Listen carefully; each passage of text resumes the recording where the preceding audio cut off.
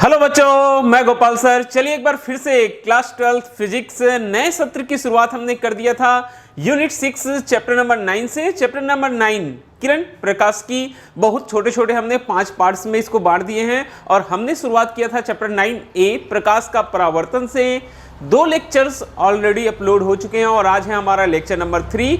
Lecture number 3 एक बहुत ही और इंपॉर्टेंट टॉपिक के साथ आज हम आपको बताएंगे कि दर्पण सूत्र क्या होता है और इस सूत्र का निगमन किस प्रकार से किया जाता है। तो चलिए आज का क्लास स्टार्ट करते हैं। और आज का क्लास स्टार्ट करने से पहले उन सभी बच्चों से बोलना चाहता हूं कि जिन्होंने लेक्चर नंबर 1 और लेक्चर नंबर 2 अभी तक नहीं देखा है वो पहले लेक्चर नंबर 1, 2 देखिए ताकि आज की क्लास आपको बहुत अच्छे से समझ में आए। और ये जो दर्पण सूत्र होता है बहुत ही इंपॉर्टेंट होता है एग्जाम के लिए और साथ ही साथ इससे रिलेटेड बहुत सारे न्यूमेरिकल्स भी पूछे जाते हैं एग्जाम्स में। वो न्यूमेरिकल हम आपको आगे की क्लासेस में बताएंगे कि कैसे न्यूमेरिकल आते हैं और कैसे उनको सॉल्व करना है। तो चलिए एक बार फिर से हम क्लास की शुरुआत करते हैं बच्चों दर्पण सूत्र से। सबसे पहले बात करेंगे कि दर्पण सूत्र मिरर फार्मूला होता क्या है।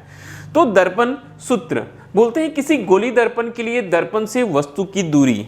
तो आपको जानना जरूरी है कि दर्पण से वस्तु की दूरी को u से डिनोट किया जाता है, स्मॉल u से दिखाया जाता है। प्रतिबिंब की दूरी, ठीक है, दर्पण से किसकी दूरी बोलता है, प्रतिबिंब की दूरी को v और फोकस दूरी f। फोकस दूरी क्या होती है, f होती है, स्मॉल f होती है। में संबंध दर्शाने वाले समीकरण को हम दर्पण सूत्र कहते हैं। मतलब ये हुआ कि किसी भी दर्पण से, चाहे वो अवतल हो चाहे वो उत्तल हो, किसकी दूरी बोलते हैं, वस्तु की दूरी u, प्रतिबिंब की दूरी v और फोकस दूरी f में संबंध दर्शाने वाला जो सूत्र होता है वो सूत्र क्या कहलाता है, दर्पण सूत्र कहलाता है। और ये फार्मूला होता है 1/f = 1/v + 1/u। ये होता है मिरर फार्मूला या दर्पण सूत्र। बहुत ही महत्वपूर्ण टॉपिक है ये। अब ये जो सूत्र होता है उसका निगमन दोनों के लिए किया जाता है, अवतल के लिए भी और उत्तल के लिए भी। हम आपको बारी बारी से बताते हैं। हम शुरुआत करेंगे सबसे पहले आज कहां से, अवतल दर्पण के लिए। तो सबसे पहली जो चीज होती है, महत्वपूर्ण चीज होती है, हमको डायग्राम बनाना होता है। हमको क्या करना रहता है, डायग्राम बनाना रहता है। तो चलिए फिर से एक बार हम डायग्राम की ओर बढ़ते हैं।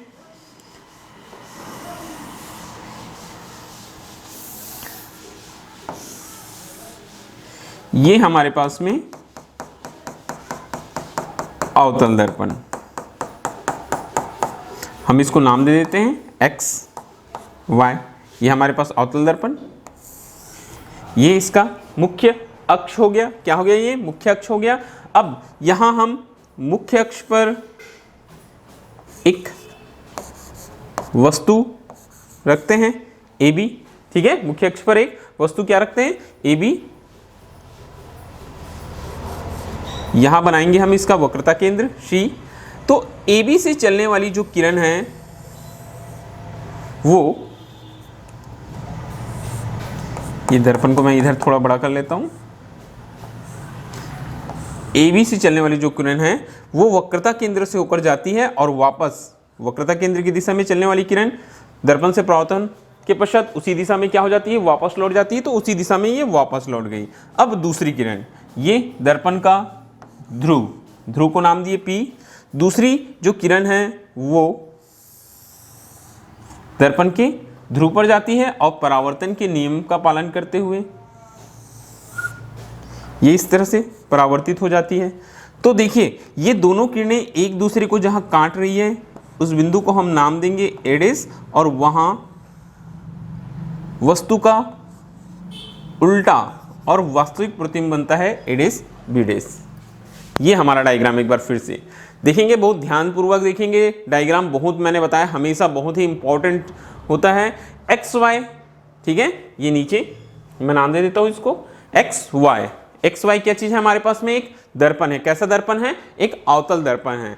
अब ये एक्स वाई अवतल दर्पण है, इसका P इसका ध्रुव है, C इसका वक्रता केंद्र है। मुख्य अक्ष पर एक वस्तु रखी है। वस्तु क्या है हमारे पास में, AB है। AB से चलने वाली पहली किरण किधर से गई, वक्रता केंद्र से होकर गई और दर्पण से परावर्तन के पश्चात उसी मार्ग में वापस लौट गई। ओके। दूसरी किरण कहां, ध्रुव पर आपतित हुई और परावर्तन के नियम अनुसार वापस उसी माध्यम में क्या हो गई, परावर्तित हो गई। तो यहां हम बनाएंगे आपतन कोण I और ये होगा परावर्तन कोण R, ठीक है। तो तो ये हमारा डायग्राम कंप्लीट हो गया। अब आपको मालूम होना चाहिए सबसे पहले कि हमको आखिर में प्रूव करना है या निगमित करना है, किस फार्मूले को डिराइव करना है। तो हमको फार्मूला डिराइव करना है 1/f = 1/v + 1/u। बहुत ही सिंपल होता है। तो चलिए पहले मैं आपको कुछ दूरियों के बारे में यहां आपको बता देता हूं कि कौन कौन सी दूरियां हैं।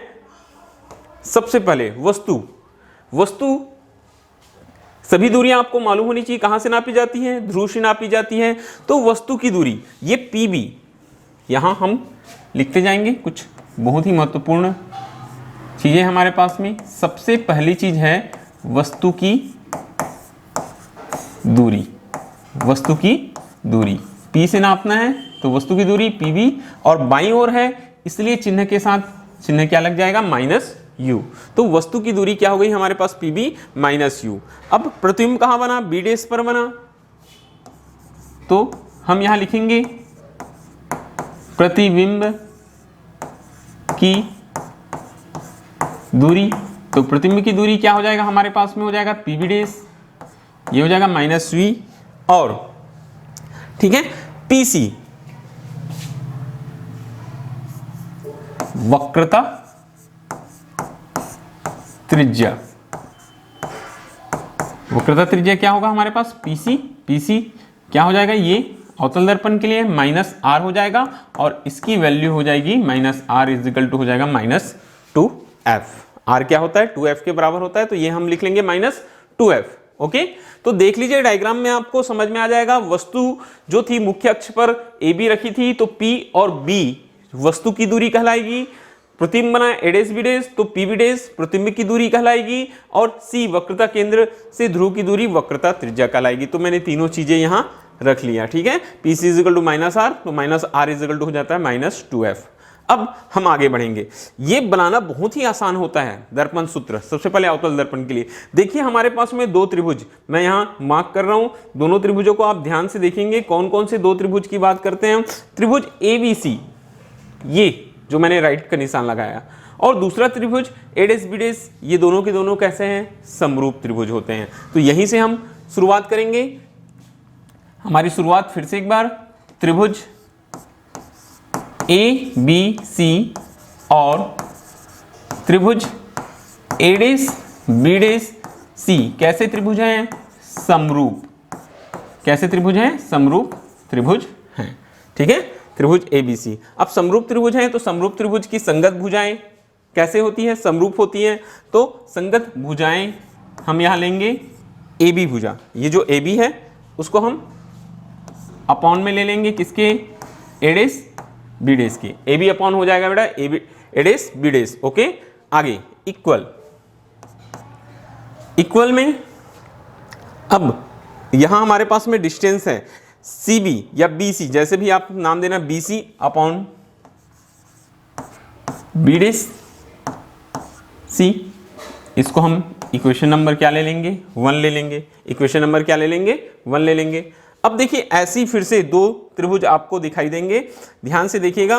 पहला त्रिभुज हमारे पास, पहला त्रिभुज क्या है हमारे पास में, ABP, ये बड़ा वाला त्रिभुज मैं क्रॉस कर देता हूं, और दूसरा नीचे से देखेंगे A',B',P, ये त्रिभुज, ये दोनों त्रिभुज भी समरूप हैं।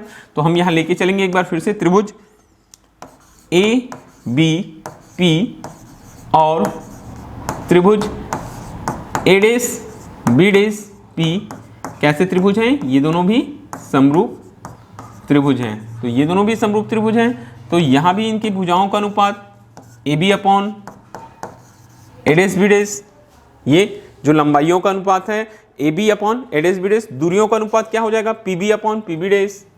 दूरियों का अनुपात हो जाएगा यहाँ हमारे पास में PB अपॉन PB'।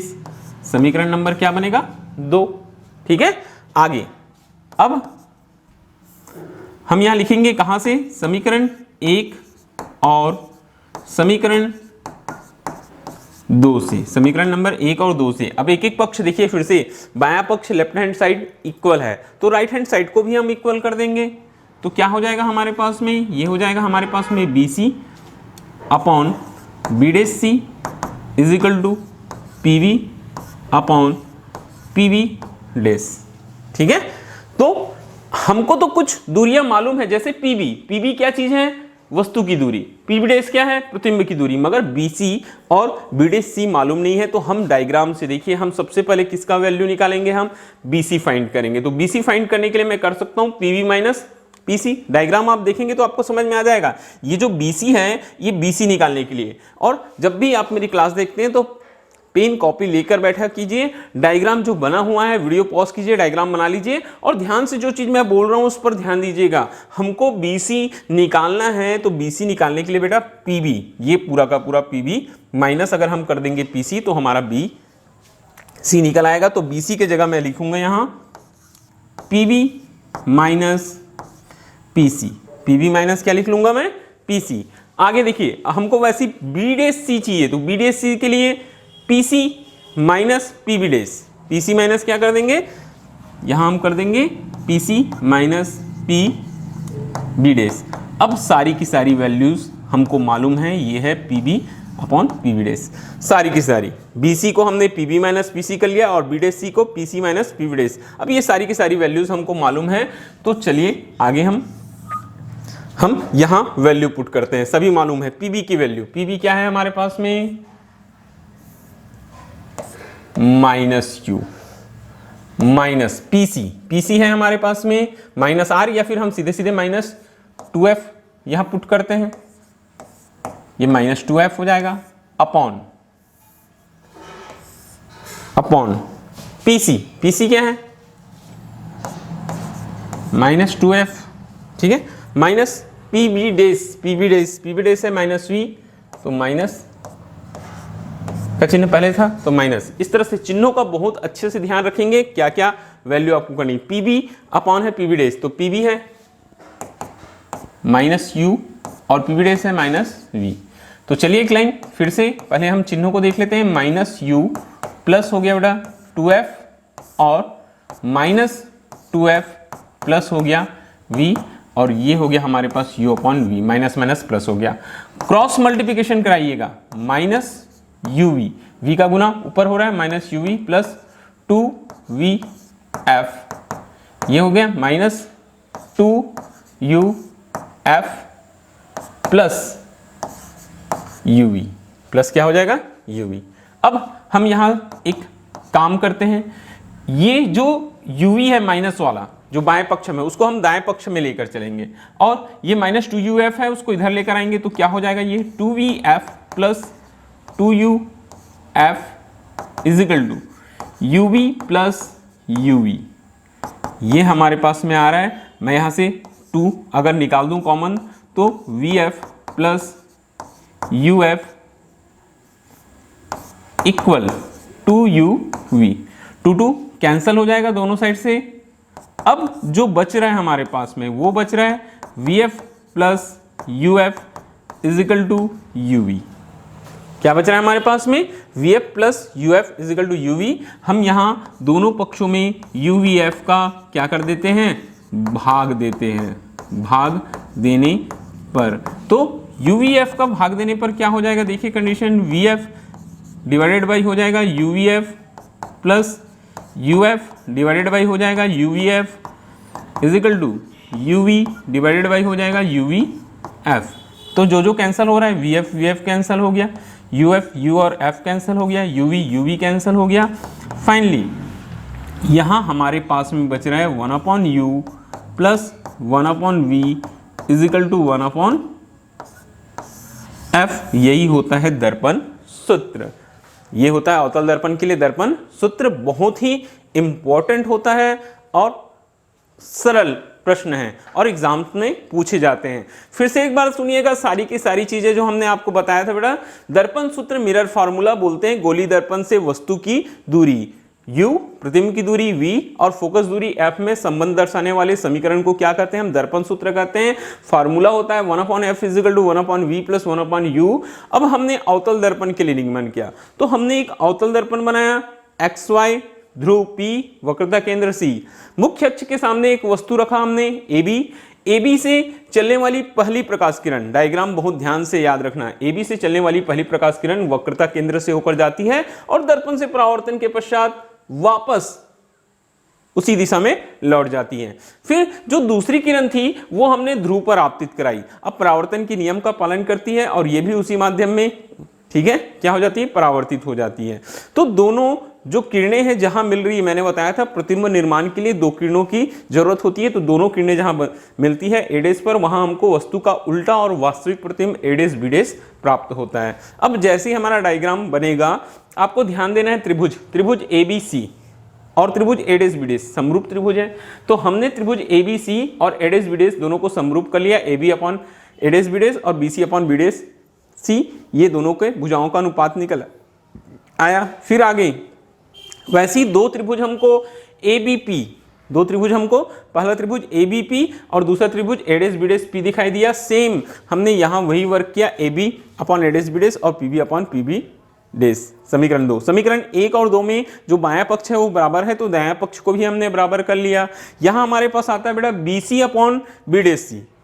अब BC और बीडेस C का मान तो मालूम नहीं है, तो डायग्राम में जब आप देखेंगे तो BC जो है आपको दिखाई देगा, ये होता है PB माइनस PC, और वैसे ही बीडेस C निकालने के लिए PC माइनस आप PB डेस कर सकते हैं, वैल्यूज रखेंगे। अब सारी की सारी वैल्यूज देखिए, वस्तु की दूरी PB माइनस U, वक्रता त्रिज्या PC माइनस R, उसको हम माइनस 2F लिख सकते हैं, प्रतिबिंब की दूरी PB डेस माइनस V, ठीक है। ये सारी की सारी वैल्यू हमने पुट किया चिन्ह के साथ में, यहाँ अवतल दर्पण है तो सारी की सारी चीजें माइनस आई, हमने चिन्ह के साथ पुट कर दिया, ठीक है। थोड़ा सा आप सॉल्व करेंगे, फिर क्या कर देना, क्रॉस मल्टीप्लिकेशन करा देना, जो आपका आएगा VF plus UF plus UV, वहाँ UF का भाग दे देंगे तो आपका जो दर्पण सूत्र है वो आ जाएगा। तो बहुत ही आसान होता है और बहुत इंपॉर्टेंट होता है, और ये प्रश्न आपने क्लास 10th में भी बनाया है और क्लास 12th के लिए भी है, तो दोनों क्लासेस के बच्चे के लिए, अगर वीडियो आप कोई क्लास 10th के बच्चे देख रहे हैं तो बेटा आपके लिए भी ये बहुत ही महत्वपूर्ण होता है, ठीक है। तो बहुत अच्छे से देखकर आप कीजिएगा, वीडियो पॉज करिए, पहले डायग्राम बनाइए, फिर इसका जो डेरिवेशंस है वो आप देखिएगा, ठीक है। इस तरह से आपको डेरिवेशन करना है, ठीक है, ओके। हम आगे बढ़ेंगे, अब हम देखेंगे किसके लिए बेटा, उत्तल दर्पण के लिए, सेम यही फॉर्मूला सिद्ध करके आपको बताएंगे, ओके बच्चों। तो चलिए अब हम एक बार फिर से जो हमारा दर्पण सूत्र है, मिरर फार्मूला है, हम आपको बताएंगे किसके लिए, उत्तल दर्पण के लिए हम सिद्ध करके दिखाएंगे या हम निगमित करेंगे उत्तल दर्पण के लिए। फिर से एक बार शुरुआत करेंगे हम कहाँ से, डायग्राम से। हम एक उत्तल दर्पण यहाँ बनाएंगे। सबसे पहले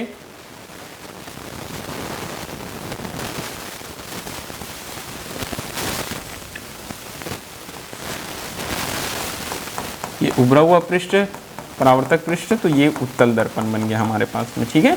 ये उत्तल दर्पण, ये इसका मुख्य अक्ष बन गया। अब यहां हम मुख्य अक्ष के सामने एक वस्तु लेते हैं AB, ठीक है। मुख्य अक्ष के सामने एक वस्तु लेते हैं AB। AB से चलने वाली पहली प्रकाश किरण वक्रता केंद्र की दिशा में चलती है, ये C है, और दर्पण से परावर्तन के पश्चात फिर से एक मिनट, और दर्पण से परावर्तन के पश्चात उसी दिशा में वापस लौट जाती है। देखिए अभी हमारे पास में उत्तल दर्पण, नाम दे देते हैं बेटा यहाँ XY। उत्तल दर्पण क्या है हमारे पास में, XY है। पहली किरण कहाँ गई, वक्रता केंद्र की दिशा में गई, और जहां टकराई वहीं से क्या हो गई, ये वापस हो गई। जिस बिंदु पर टकरा रही है उसको हम यहाँ कुछ नाम दे देते हैं, चलिए मैं इसको नाम दे देता हूँ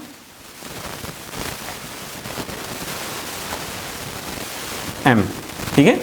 ये बिंदु को हम नाम दे देते हैं M। अब ये दर्पण का ध्रुव है P, दूसरी प्रकाश किरण ध्रुव पर गई और परावर्तन के नियम का पालन करते हुए वो भी उसी माध्यम में परावर्तित हो गई, तो ये I और ये R, ठीक है। तो चलिए ये हमारा डायग्राम एक बार फिर से बन गया। पहली किरण दिखाई दे रही है आपको, वो वक्रता केंद्र की दिशा में जा रही है C की दिशा में, मगर दर्पण से परावर्तन के पश्चात अपने मार्ग में क्या हो गई, वापस लौट गई।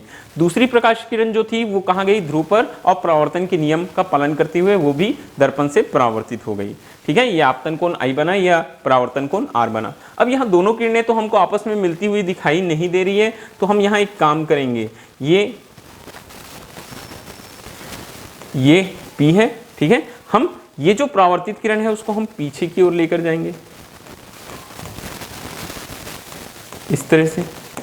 तो दोनों किरणें एक दूसरे को जिस बिंदु पर काटेगी वहां वस्तु का यहाँ कैसा प्रतिबिंब बन रहा है, ये सीधा प्रतिबिंब बन रहा है। हम इसको नाम देंगे ए डैश बी डैश।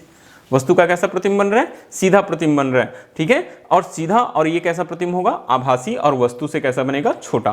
तो ये हमारा डायग्राम फिर से एक बार देखेंगे। उत्तल दर्पण एक्स वाई, ठीक है। मुख्य अक्ष के सामने एक वस्तु क्या है, AB से चलने वाली पहली प्रकाश किरण वक्रता केंद्र की दिशा में आपतित होती है और दर्पण से परावर्तन के पश्चात अपने मार्ग में, उसी मार्ग में ही बोल सकते हैं, वापस लौट जाती है। दूसरी किरण कहाँ गई, ध्रुव पर, और दर्पण से क्या हो गई, वो परावर्तित हो गई। दर्पण से क्या हो गई, परावर्तित हो गई। परावर्तन के नियमानुसार ये आपतन कोण I, ये है परावर्तन कोण R। तो दोनों किरणें तो मिल नहीं रही थी, तो जो परावर्तित किरण थी, ठीक है, ये P, इसको मैं नाम दे देता हूं बेटा O। जो परावर्तित किरण क्या थी, PO थी। वो परावर्तित किरण को हमने पीछे किया तो कहां मिली, वो A डैश पर मिली। कहां मिली हमको, A डैश पर मिली। तो वहां हमको वस्तु का सीधा और आभासी प्रतिबिंब प्राप्त होता है A डैश B डैश। अब हम आएंगे सूत्र के निगमन की ओर। तो फिर से एक बार चलिए, सबसे पहले जो कुछ हमारे पास में दूरियां हैं हम उसको पहले देख लेते हैं। सबसे पहले देखिए, ठीक है, वस्तु की दूरी। एक बार फिर से, वस्तु की दूरी, वस्तु की दूरी। तो वस्तु की दूरी है PB बाईं ओर आ रही है -u। PB किधर आ रही है, बाईं ओर आ रही है, हमने -u रख दिया। आगे देखेंगे हम प्रतिबिंब की दूरी। तो प्रतिबिंब बन रही है, कहाँ बन रहा है, B डैश पर। तो प्रतिबिंब की दूरी क्या हो जाएगा हमारे पास में, ये हो जाएगा बेटा PB डैश। ये दाईं ओर आ रही है तो +V, और वक्रता त्रिज्या PC, ये भी दाईं ओर आ रही है तो +R, और इसकी वैल्यू होती है 2F, ठीक है। शुरुआत एक बार फिर से हमको दिखाई दे रहा है, दो त्रिभुज। पहला त्रिभुज ध्यान से देखते जाएंगे, ये पहला बड़ा वाला त्रिभुज ABC, और ये छोटा त्रिभुज A dash B dash C। Same शुरुआत होती है त्रिभुज ABC और त्रिभुज A dash B dash C। कैसे त्रिभुज हैं, ये समरूप त्रिभुज हैं, ये दोनों के दोनों समरूप त्रिभुज हैं। अब समरूप त्रिभुज हैं तो इनकी भुजाएं AB upon A dash B dash, ठीक है, इनकी भुजाएं AB और A डैश B डैश। और फिर हम देखेंगे इसकी भुजा BC upon B dash C। Equation number 1, समीकरण नंबर 1। सेम शुरुआत हुई AB और A डैश B डैश का अनुपात, और ये दूरियां BC और B डैश C का अनुपात। फिर से देखेंगे दो त्रिभुज फिर से आपको यहां दिखाई देंगे। सबसे पहले हम यहां देख रहे हैं त्रिभुज ABP त्रिभुज। मैं यहां निशान लगा देता हूं ना, ये पहला हमारा क्रॉस कर दिया हमने। त्रिभुज ABP और त्रिभुज A dash B dash P। कैसे त्रिभुज हैं ये दोनों भी, समरूप त्रिभुज हैं। ये इधर से देखेंगे तो ये त्रिभुज, यहां भी हम भुजाओं का अनुपात निकालेंगे तो क्या निकलेगा हमारे पास में, AB upon A dash B dash, ये AB और A डैश B डैश। और दूरियां PB same PB upon PB dash, समीकरण नंबर 2। ये भी हो गया हमारे पास। अब यहां हम फिर से एक बार समीकरण 1 और कहां से, समीकरण 2 से चलते हैं, ठीक है। लेफ्ट हैंड साइड बराबर हो गया, जो बायां पक्ष है एक बार फिर से हमारा बराबर हो गया। तो बायां पक्ष बराबर हो गया तो हम दाएं पक्ष की ओर देखते हैं। दाएं पक्ष में क्या है हमारे पास में, यहां हमारे पास दाएं पक्ष में है BC upon B dash C is equal to PB upon PB dash. फिर से देखिए PB और PB डैश तो मालूम है, BC और B डैश C नहीं मालूम है, तो हम दोनों की वैल्यू निकालेंगे। सबसे पहले हम फाइंड करेंगे BC। तो BC क्या हो जाएगा हमारे पास में, जब हम BC निकालना चाहते हैं तो BC इज इक्वल टू देखेंगे ना, BC इज इक्वल टू ये हम BC इज इक्वल टू हम लिख सकते हैं कि PB प्लस PC। ये हम क्या लिख लेंगे बेटा, ये हम लिख लेंगे यहाँ PB प्लस PC। ये देखिए यहाँ से यहाँ तक PB और यहाँ से यहाँ तक PC। वैसे ही B डैश C निकालना है हमको, तो हम कर सकते हैं पीसी माइनस, ये पीसी में अगर हम पीबी डेस को माइनस कर देंगे PB dash is equal to हो जाएगा हमारे पास PB upon PB dash. Okay, तो ये हमारे पास आ गया। आगे अब वैल्यूज को हमको पुट करनी है, तो चलिए एक बार फिर से हम सारी की सारी वैल्यूज यहाँ पुट करते हैं। PB minus u plus PC plus 2f upon PC 2f minus PB sorry डेस, तो ये हो जाएगा माइनस है और ये है v। ठीक है, आगे इसको ब्रैकेट में रखने की जरूरत नहीं है, डायरेक्ट आप इसको v लिख सकते हैं। आगे हम इक्वल में देखेंगे pb अपॉन पीबी डेस, तो pb है माइनस u, एक मिनट रुकेंगे, ये है माइनस u और पीबी डेस है हमारे पास में v, ये ऐसे। ठीक है, जितनी भी वैल्यूज है सबको पुट कर देंगे। क्रॉस अब तिर्यक गुना करेंगे, minus uv plus 2vf is equal to minus 2uf और माइनस माइनस क्या हो जाएगा प्लस uv। ठीक है, एक बार फिर से माइनस uv को उधर ले जाएंगे, ये हमारे पास 2vf है, माइनस को लाएंगे इधर तो प्लस हो जाएगा 2uf और ये हो गया uv, माइनस को इधर पक्षांतर कर दिए uv। ओके बच्चों, फिर से देखते जाएंगे, यहां से 2 कॉमन निकाल लेना, क्या बचता है हमारे पास vf प्लस uf बचता है और ये हो जाता है हमारे पास 2uv। 2 कैंसल हो गया और कैंसल होने के बाद बच रहा है हमारे पास vf plus uf is equal to uv। uvf का क्या करेंगे आप, दोनों पक्षों में क्या कर देना, भाग दे देना। भाग देने पर, तो भाग देने पर देखिए क्या आ रहा है हमारे पास vf is equal to uvf plus uf is equal to uvf is equal to uv upon uvf। uv क्या हो गया कैंसल, ये vf कैंसल, uf कैंसल। फिर से हमारे पास बच रहा है 1/u plus 1/v is equal to 1/f। यही क्या होता है, दर्पण सूत्र होता है।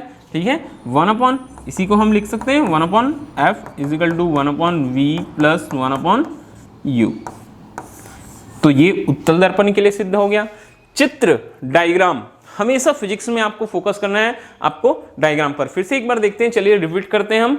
हमारे पास में XY एक उत्तल दर्पण था, मुख्य अक्ष के सामने एक वस्तु AB थी, पहली किरण वक्रता केंद्र की दिशा में गई और उसी दिशा में वापस लौट गई।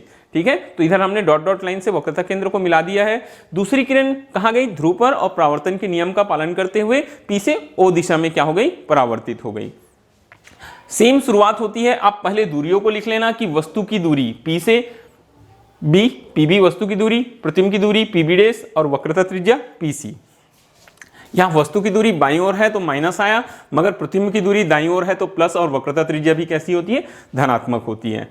फिर शुरुआत सेम, त्रिभुज ABC और ADS BDS C, त्रिभुज ABC डायग्राम में देखेंगे आपको दिखाई देगा। फिर ADS BDS C समरूप है तो AB अपॉन ADS BDS और BC अपॉन BDS C। वैसे ही त्रिभुज ABP और त्रिभुज ADS BDS P कैसे हैं, समरूप त्रिभुज हैं, तो इनकी भी भुजाओं का अनुपात हमने लिखे। समीकरण नंबर 1 और 2 जैसे ही आप लिखेंगे आपको दिखाई देगा कि लेफ्ट हैंड साइड बाएं पक्ष आपस में बराबर है, तो आप क्या करेंगे, दाएं पक्ष को भी बराबर कर लेंगे, BC अपॉन BDS C और PB अपॉन PB डेस। ठीक है, तो यहां से आपको डायग्राम से देखिए बहुत ध्यानपूर्वक देखकर BC निकालना है, तो BC निकाले, PB प्लस PC हो गया, और B डेस C ये छोटी दूरी निकालने के लिए हमने PC माइनस क्या कर दिया, PB डेस। ये डायग्राम से आपको समझ में आ जाएगा। ठीक है, और जैसे ही आप सारी की सारी वैल्यू पुट करेंगे, ठीक है, PB के जगह में -u, PB डेस की जगह में V और PC जगह में R, तो जो आएगा उसको आप क्रॉस मल्टीप्लिकेशन करा देंगे। ठीक है, 2 कॉमन निकल गया 2 2, ठीक है। आया हमारे पास 2vf 2uf और 2uv, 2 कॉमन निकल गया, vf plus uf plus uv, और ये जैसे ही आएगा आपको समझ में आ जाएगा कि uvf का भाग देने पर हमारे पास में क्या बन जाता है, दर्पण सूत्र बन जाता है।